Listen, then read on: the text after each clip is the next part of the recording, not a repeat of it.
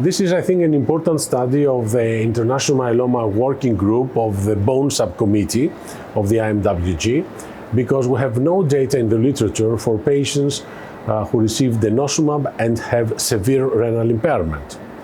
It is very important because a lot of countries have given approval to denosumab, especially for patients with renal impairment, but in the main study that compared denosumab and zoledronic acid, patients with creatinine clearance below 30 were excluded because the zoledronic acid cannot be given in this patient.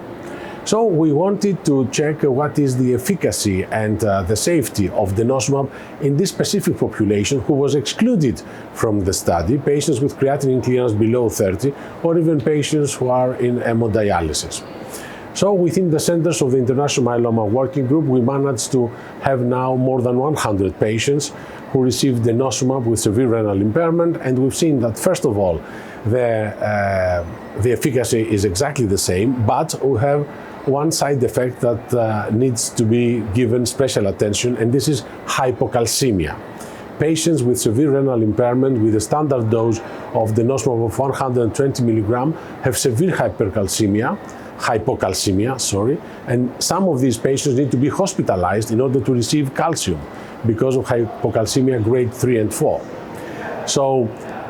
for some reasons, because this is a real-world study, it was not a prospective study, it was a retrospective analysis, we've seen that some patients receive 60 milligram instead of 120 every month because the physicians believe that probably 60 milligram monthly is better for renal impairment, and we've seen that these patients had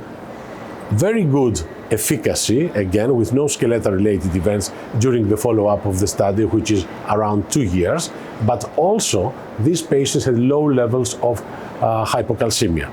So we believe that for patients with severe renal impairment, we need to further evaluate a lower dose of denosumab in order to reduce the level of hypocalcemia that these patients develop.